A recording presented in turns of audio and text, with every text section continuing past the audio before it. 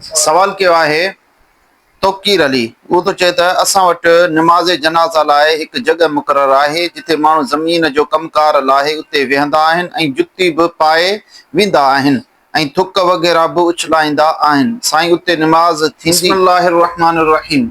जंहिं ज़मीन जे टुकड़े ते गंदगी ऐं निजासत पयल नाहे त उते निमाज़ पढ़णु जाइज़ आहे। इन जो सबब इहो आहे त नबी करीम सल्लल्लाहु अलैहि वसल्लम जे लाइ पूरी ज़मीन खे मस्जिद ऐं निमाज़ जी जाइ बणायो वियो आहे। जीअं बुखारी शरीफ़ जे अंदरि हदीस मुबारक वा नबी करीम सल्लल्लाहु अलैहि वसल्लम इरशाद फरमायो, जुइलत लियल अर्दु मस्जिदन व तहूरा। मुंहिंजे लाइ पूरी ज़मीन खे मस्जिद ऐं पाक बणायो वियो आहे।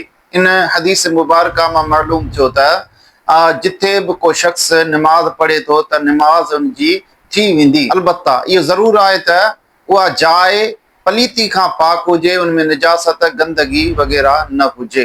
अल्लाहु आलम बिस्सवाब।